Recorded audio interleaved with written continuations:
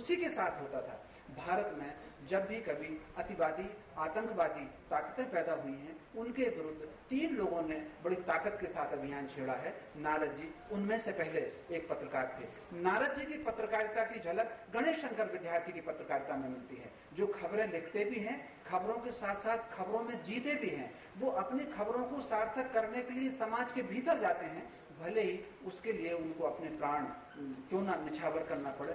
ये जो पत्रकारिता है, और मुझे कई बार हैरत होती है, आधुनिक पत्रकारिता के जनक कुछ लोग किसी ब्रिटिश के अखबार को, किसी अमेरिकन अखबार को लोग श्रेय देते हैं। मुझे इस बात पर हैरत होती है, जिन देशों में शब्दकोश ही 18वीं शताब्दी में आया, वो लोग कैसे पत्रकारिता लंबी कर सकते हैं।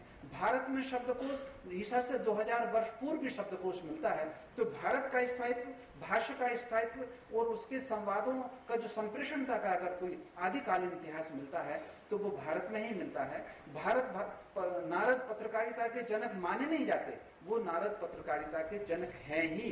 जिन भी लोगों ने संवादिक पत्रकारिता या लेखकीय पत्रकारिता या सूचनात्मक पत्रकारिता का जो ध्येय चुना है, या पत्रकारिता में पीआरशिप इंट्रोड्यूस की है, उन्होंने कहीं ना कहीं नारद से ही प्रेरणा ली है। नारद की पत्रकारिता, जैसा कि मैंने कहा, सामाजिक पत्रकारिता, क्रांतिकारी पत्रकारिता के साथ साथ वो पीआरशिप भी करती है। नारद के संपूर्ण संवादों में, उनकी आयोजनाओं में विष्णु जी की जो एक पर्सनालिटी डेवलपमेंट का काम है, वो विष्णु जी की पर्सनालिटी को बहुत ताकत के साथ उभारते हैं, और विष्णु जी के जितने अनुयायी हैं उन सबको स्थापित करने का काम भी करते हैं। तो आज जो भी हम पत्रकारिता में पत्रकारिता के उद्देश्य देखते हैं, व्यावसायिकता हो चाहे पीआरशिप का मामला हो, वो सारे हमको नारद के मामले में मिलता है। दूसरी एक बात जो आज का विषय है, पत्रकारिता कल और आज, निश्चित रूप से कल की पत्रकारिता में आज की पत्रकारिता में बहुत अंतर आ गया है, और ये अंतर आगे की पत्रकारिता में बहुत ज्यादा आपको देखने को मिलेगा। मैं कल की और आज की पत्रकारिता को दर्शाने के लिए 4 खबरों का उदाहरण आपको देना चाहूंगा। मयंक जी से मैं ये जरूर कहूंगा कि मेरी बात अगर थोड़ी लंबी होने लगे तो वो मुझे सूचित कर दें, क्योंकि हम सब लोग राम बहादुर जी को सुनने आए हैं। तो मैं बहुत संक्षेप में 4 खबरों का एक उदाहरण देना चाहूंगा। एक खबर, जैसा कि मैंने विद्यार्थी जी का नाम लिया, वो एक ऐसे पत्रकार हैं, एक खबर बनाते हैं, और अगर दंगा होता है तो उसको अपनी खबर के साथ साथ दंगे को शांत करने के लिए कानपुर के बाजार में निकलते हैं। आप सबको ध्यान होगा, कानपुर का दंगा भगत सिंह को फांसी देने के विरोध में आयोजित बंद के खिलाफ कुछ लोग खड़े हुए थे कि बंद न किया जाए, इसकी वजह से दंगा हुआ। और क्योंकि भगत सिंह उस अखबार में काम करते थे, गणेश शंकर विद्यार्थी जिस अखबार के संपादक हुआ करते थे, तो वो सत्य को सामने करने निकले और उनकी मौत हुई। एक ऐसा पत्रकार हमारे सामने है जो खबर के साथ साथ जीता है, भले ही उसके प्राण चले जाएं। एक दूसरी पत्रकारिता 1947 में हमको देखने को मिलती है, वो अखबार लोकवाणी है।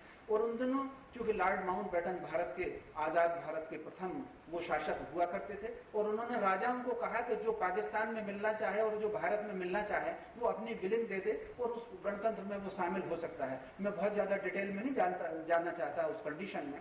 तो इसी बीच में जो जैसलमेर का जो इलाका था, जैसलमेर के राजा को जिन्ना ने बहुत अपने प्रभाव में लिया, और लगभग सहमति इस बात पर बन गई कि जैसलमेर पाकिस्तान के साथ चला जाएगा। ये खबर लोकवाणी अखबार को लगी, उन्होंने खबर छापने से पहले सरदार पटेल को इन्फॉर्म किया, वहां से उनको ये सूचना आई, इस खबर को आप 24 घंटे रोक लें। उस 24 घंटे में जैसलमेर का पूरा ऑपरेशन हुआ और वो सारा का सारा हिस्सा हमारे भारत का हिस्सा बना। जैसलमेर रियासत के अंतर्गत ही वो पोखरण का इलाका है जहां हम लोग परमाणु विस्फोट किया करते हैं। ये वो दूसरी पत्रकारिता है जो स्वयं सक्रिय बहुत ज्यादा नहीं होती, लेकिन कहां पर सूचना सही देना चाहिए राष्ट्र के हित में, वो खबर के प्रकाशन के बजाय राष्ट्र के हित पर जोर देती है, और हमारे सामने ये दूसरी पत्रकारिता का एक उदाहरण मिलता है।